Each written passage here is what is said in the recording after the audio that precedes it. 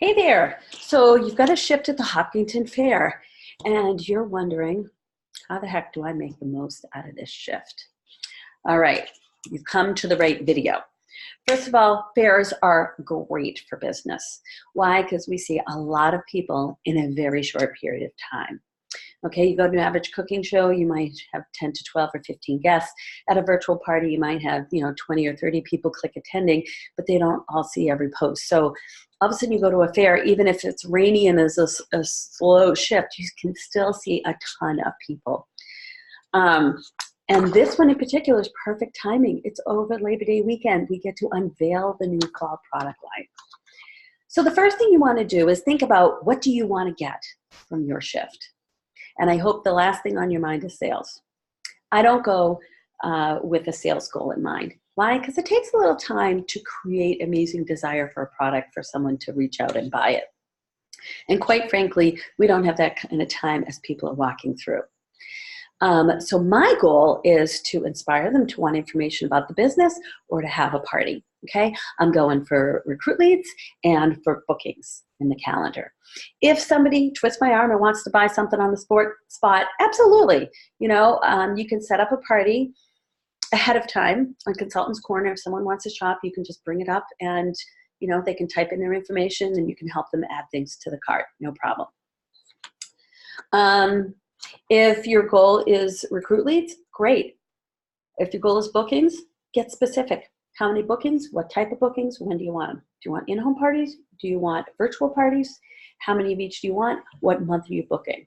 So that's what I mean about going with a goal in mind. Now, this is different from a cooking show. At a cooking show, we have time to create desire for the products. We have time to build that rapport. At a virtual party, we have days of posting. But this is at a fair. So you don't want to just sit reading a book in the corner waiting for people to come into the booth. You want to smile and be approachable because we only really have a few seconds to grab people's attention. Know that most people are just going to walk by, and that's okay. Sometimes they're not even polite about it, but just shake it off. Just be friendly, keep smiling, engaging people. And when I engage people, I don't talk Pampered Chef. They can see the booth. They know what I sell. But I might say something like, oh my gosh, that donut looks delicious. Hey, I could barter a food shopper for a piece of your donut. Or I'll say, oh my gosh, I love your earrings. Where'd you get it? If they have a child and their child is cute, I'll say, oh my goodness, your child is adorable. How old is he or she? And just kind of engage them in conversation. Just be friendly, all right? Once you start talking with them, and they kind of like you, all of a sudden it might be like, oh, Pampered Chef, yeah. Now, once they go, oh, Pampered Chef, you don't want to just go, yeah, Pampered Chef. You can say to people, oh, are you familiar with us? You will be surprised at how many people are not familiar with us. Oh, I've heard of it a little bit. So you want to be ready to give sort of a 30-second, sort of infomercial about Pampered Chef for the people who aren't familiar. I like to say, oh, did you ever watch one of those cooking shows on television? We're like that, only you and your friends get to be the live studio audience. We offer high quality cooking tools, mainly through in-home cooking shows, but also through virtual parties online. Super fun. Do you want to hear more about how that works and how you can earn free products? Things like that. The other thing that I say is I offer everybody the opportunity to earn additional income. So once I'm engaged in the conversation, once I've sort of warmed it up and I'm sure that they know, who and what Pampered Chef is, I'll say something like, well, you know what? I'm set up here mainly for two reasons today. Number one, this is a time of year that a lot of people are looking for additional income as the fall starts. Kids are back to school. The holidays are just around the corner. Are you interested in learning about the positions available with the Pampered Chef? They can say yes. They can say no. You'd be surprised. Some people are going to go, oh, wow, you're hiring? Yeah. What positions are available? And if they say no, that's okay. I then say, well, the other reason why I'm here is to unveil the new fall product line. Do you want to see what I think is going to be the hottest seller of the season? Yeah, I'd love to see that. And then I can talk to them about a product I'm super excited about. And then from there, you can branch in the booking. Okay, so you want to pick an item you're excited about and figure out how you're going to make that a booking. So the blender, it's going to be there on display. And it is also 60% off to hosts in the month of September. So there it is. You get them excited about the blender. Then you can say, by the way, we're offering a special when you book at the fair. When you book a September party, you can get this blender at 60% off for just $139. What do you think? Okay, so you can promote the promotion. If you want, you can sweeten the pot and say, and if you pick a date right now, I will also supply the ingredients for the recipe at your show. Whatever you want to do, but you want to tie in a product to a booking. Now, we also have a thing, a spinning wheel. If you want to use that as a booking incentive, you can write in different prizes, things that you already own, or just prizes you want to give. And if that's what you want to do, you want to make sure to talk to your fair partner ahead so you guys are on the same page as to what you might want to offer. You want to get bookings on the spot if possible, because really getting people on the phone afterwards, it's practically impossible. A lot of times you'll hear, I'd love to have a party, but I don't think I could pick a date right now. But if you say to them, oh, that's okay, but hey, if you definitely want to get in on that September bonus, I'd love to let you know my availability. Is there a particular day of the week that's likely to work well for you? Most people know. They might say, oh, well, I definitely want a Friday. Or, gee, I don't really know. Oh, what's your payday? Thursday. Oh, yeah, I could look at a Thursday. Okay, and then you can say, okay, let me grab my calendar. And you can let them know what Thursdays or what Fridays you've got available or whatever days you're offering. Okay, and then you can say to them, by the way, if you let me know before you leave the fair today, you can get in on that special. And all of a sudden, they'll text their friend. Or they'll look at their calendar right on their phone, and they'll choose one. Or you offer them 2 Thursdays, and they know they're busy one of them, and they're like, well, why don't we go with that other one? I'll call you tomorrow if it doesn't work. So just kind of baby step them through and offer that incentive when they book at the fair. Like I said, you can consider a drawing where they can either fill out one of the slips where they are filling out if they want information about things. You can offer a prize, or you can say we're raffling off a free show. Okay, so if you're raffling off a prize, you say anybody who enters, it's free to enter. You just fill out one of these slips and answer the 3 or 4 questions on here. That's your ticket into the drawing. And for that, you can win this, $15 item or a gift certificate, whatever you and your partner decide you want to go in on. And then I always tell people, if you check off no to the questions, I'll only contact you if you win. But if you want any information about the other services we offer, go ahead and indicate there, and I'll make sure to get that info to you. So you can find some leads that way, because people might fill out the slip and check off yes or maybe to other things that we offer. Or some people raffle off a free show, and you can say, that's where I supply the ingredients. So if you put your name in the hat, your name gets picked, you get to have a free show. It means I'm going to come and supply all the ingredients for the recipe we make. Okay, you want to make sure you get people's information. Sometimes people will say, oh, can I just take a catalog, or can I just have your business card? I've been doing this for 22 years. Maybe one person has called me back when I've given them a catalog or a business card. Don't do it. What I say is, well, I only have a couple of catalogs here for display purposes, but I'd love to mail you one. Do you want to sign here? Or you can bring up your contacts in your phone. Just give me your information. I'll be sure to mail one out to you. After they give you the information, you can turn around and say, oh, I do have a few still in my bag. So here, go ahead and take this one. But now you've got their contact information for follow-up. Okay? Another way you can get people's contact information is have a sign-up sheet. So if somebody says, I want a catalog, great. I'm going to be mailing out all these catalogs after the event's over, so go ahead and you can sign up for it. And it'll have their info there. You want to make sure to get a phone number or an email address so you can follow up. Or like I said, you can hand them a phone. A lot of times people will friend me on Facebook right then and there, because they want information, and I say, oh, I can message it to you. Do you want to just send me a quick friend request? Or we can add them to our customer group, or if you've got a professional page on Facebook, you can add them to that. But get their contact information. Okay, this isn't because we're hounding them. It's because we want to give them some information. Maybe they want a recipe. Oh my gosh, you've got that quick cooker and you're not using it much. I would love to give you some recipes. Or, oh my gosh, you're curious about the business. Great, we've got an opportunity that you can sign on for free. I'd love to send you more information about that. Okay, so you're looking to fill a need, not give me your contact information so I can hound you. We don't want to hound them. They don't want to be hounded. We want their contact information because we want to fill a need or desire that they have of something that we can give to them. Okay, and the fortune is in the follow-up. Before you go to the fair, block out times within 24 to 48 hours of your shift for follow-up and let people know when they can expect to hear from you. Okay, we're going to be doing the drawing and I'm going to be reaching out tomorrow to the winner. So be on the lookout. Or if they said, oh yeah, I'd love to have a party. I can't pick a date now, but I know I want a Thursday in September. Okay, I'm doing my follow-up tomorrow in the afternoon. Will you be around if I call you at that time to see which of these dates works better for you? So schedule the follow-up and let people know when they can expect to hear from you.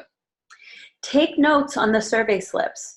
Okay, this was the lady with the twins. This was the one who was thinking about a grilling show, or this is the one who really loved the blender. Okay, take notes on that so when you follow up with people, you remember who you're talking to and when, because you're only going to meet them for a short while, and it's amazing how many people you can see in one shift at the Hopkinton Fair.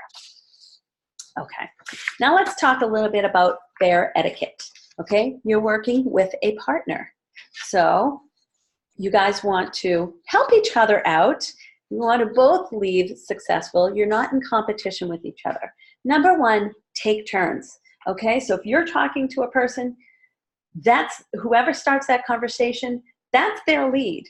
Okay, the other person should keep their mouth shut unless you've talked ahead and you've decided as a team, yeah, I wouldn't mind if you want to jump in if you think you can help the conversation.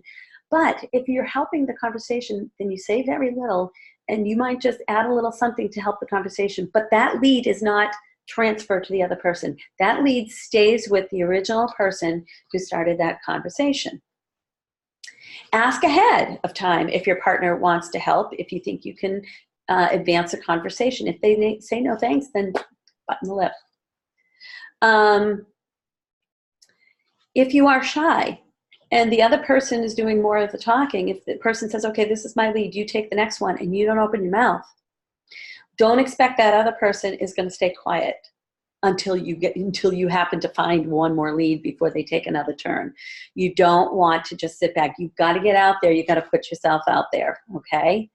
So, again, talk to your partner ahead of time. Know about what incentives you're going to be offering, what drawing you might be offering, so that you are on the same page and that you are in agreement and not in competition.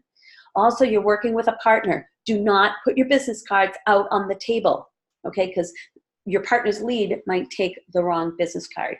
Put your business cards in your pocket.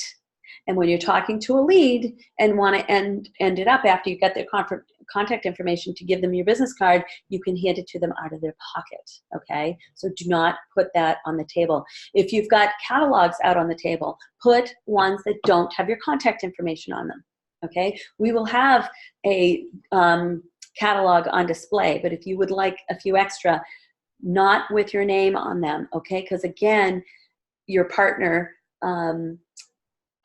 might have their lead pick up your catalog or vice versa, and you don't want that to happen. Okay? Take turns, play nice, work fair. All right. Now let's talk a little bit about if there's a slow shift. Okay, this is a mainly outdoor fair, although we are in a building, so that's good. When it comes to a slow shift at the Hopkinton Fair, here's what I'm going to tell you. There is no such thing as a slow shift at the Hopkinton Fair. The Hopkinton Fair has an average attendance of 60,000 over 4 days. That's 15,000 per day, so about 7,500 per shift on average, okay? Even if it's raining, there are still going to be a lot of people who must show up. You're going to show up if it's raining, along with every other vendor in the place. And there are hundreds upon hundreds of people who have to work at the fair. There are people making slushies. There are people there getting their cow in a competition. There's somebody there because they're in a tractor pull. There's someone there because they work the booths. There's people there because they work the bathrooms. There's people there, they're working the games, okay? There are probably 1,500 people who have to be at the fair, rain or shine, because they are either working at the fair or they're engaged in some kind of competition or whatever that is happening at the fair. So no such thing as a slow shift. So what to do if it's a little bit slower at the booth? There's not a lot of people walking into the booth at a certain time. Okay, then take turns. You say to your partner, I'm going to take a walk and try to find some leads while you man the booth, and then come back and switch. When you take a walk, you say, I'm going to walk over to that area over there and work that group. And then when you shift, when you change and you're manning the shift, the other person, they can say, I'm going over there to talk to those people. When you go out, wear your apron or your logo material. Have a pen. Have your survey slips in your pocket. And what I like to do is go around. I don't have to talk Pampered Chef. Everybody can see my apron. I like to go and just be friendly and ask them about what they're doing. So I can go to another vendor and say, oh my gosh, this jewelry is beautiful. Do you make it yourself? And I ask them questions about it. And they tell me. And then they're like, oh, you're with the Pampered Chef? Yeah, we are. And actually, we're doing a drawing. You want to be in it? It's free to enter. And you hand them the survey slip. Okay? So you can go out and you can talk to everybody at the fair. Guess what? If it's slow because of weather, it's slow for everyone. So other vendors and security people and whoever else is working there, they will have time to chat with you. Okay? And this can be a huge source of leads. All right? So no such thing as a slow shift, unless it's your fault because you made it slow. All right. Okay, so the setup. I don't know specifically what products we're going to have on hand. We have a 10 by 10 square foot area. We usually have 2 tables that are kind of in an L, and we've got assorted products and banners and everything else. There'll also usually be a small table that if you want to do a quick little demo, you may do so. I love to do something quick that you can do in just 30 seconds that's easy to clean up and easy to leave out in the sun and the heat. Okay, so like sweet potatoes with the spiralizer is a great thing to do. Electricity, so just running water through the blender just to show how powerful it is. That's a good thing to do. So something quick and easy and eye-catching. One year, I made salsa. I was working with Sheena, and we just made salsa together in the manual food processor and had a bag of chips, and people came by and could grab a chip and taste some salsa. So you can do whatever you want. Talk it over with your partner ahead of time. Whatever you need for your demo, bring with you, including products. Don't use the ones that are on display as part of your demo, because we need to leave those neat and clean. Okay, so if you want to do a quick demo, bring everything you need, the products, the ingredients, wipes to wipe things up, and a plastic bag to pick up your scraps. So take it with you, take it out. We will definitely have the deluxe cooking blender there. There will definitely be a rock crock there. I'm not sure how many other power tools. It would take up a lot of space to have the blender and the quick cooker and a rock crock there. We wouldn't be able to fit much else. So I'm going to kind of see how much we can fit there. If there's something in particular that you would like to have there, message me a day or 2 before the fair and ask me, are you likely to have that as part of the display? If not, you can pack it to bring it with you. All right. Once I get everything set up, I will take a picture and I will post it in OWL. Okay, so you can see exactly what our display looks like and what's on hand. We will have pens and clipboards there for people to fill out survey slips, but if you have a specific kind of survey slip, you can bring it with you. So what should you have with you? Your calendar, Your cell phone with the Pampered Chef app, because it's an easy way to look up a product really quickly for people. Host packets for people who book. Survey slips for sure. Mini catalogs are optional, but sometimes they're nice rather than handing out big ones. Business cards in your pocket only. Catalogs only, unstamped ones on the table. You can bring what's called a fun pack. That's for people who don't really want to have a party, but gosh, they love that blender at 60% off, so maybe they just want to do a quick little pass the catalog around for a couple of days. Instead of calling it a catalog show, you call it a fun pack. And it basically has one catalog, the host special, the guest special, and a couple outside order forms, and they run around for a couple of days and collect orders. So you can have some fun packs in your bag of tricks if that's something you want to promote. Of course, recruiting information, and if you want to do a sign-up sheet for people that just want you to follow up with them. And then, of course, whatever you need for your demo. We talked about that. Snacks, if you want some snacks. Water for sure. It can be really, really dry there. Like I said, leads take turns, okay? And initial the back of your survey slips or stamp them ahead of time. That way when people fill out your slip, you know and can collect them at the end of the shift. Whatever you and your partner are doing as a drawing, you do the drawing at the end of your shift. You give the winner their thing, you divvy up your shifts, and you go home to do your follow-up. Occasionally, if you're on a busy shift, you might have some loose leads. Somebody is there, you and your shift partner are talking with other people, but somebody hears about a cool drawing and they fill out a slip and they toss it in there. That's called a loose lead. It's nobody's lead. So you can, if you can divvy them up at the end any way you see fit. So loose leads can be, hey, I live near that person. That would be really convenient for me. Or what, oh, this person wants a virtual party and I'm really working on my virtual business. They could say, good, I'd rather do an in-home party. I'll take this loose lead. You can divvy up those loose leads any way you see fit, but just be fair about it and be nice, okay? And then how do you dress? Well, it's a Hopkinton fair. Yes, you know, we want to be professional looking, but we are at a 4-H fair. There's cattle there. There's a petting zoo. So, and we're going to be parking on a field and walking to our booth. So dress accordingly. Yes, be professional. Have something on that designates you as the Pampered Chef consultant, an apron or logo attire. Like anything, if you have long hair, you'll want to pull it back because you're around food and cooking things. Supportive shoes. In this case, sneakers are okay, all right, because you're going to be on that concrete floor. So good supportive walking shoes, all right? And guys, have a great attitude, smile, talk to strangers, talk to everybody, look for needs that you're going to fill, okay? And if you have any questions, give me a call.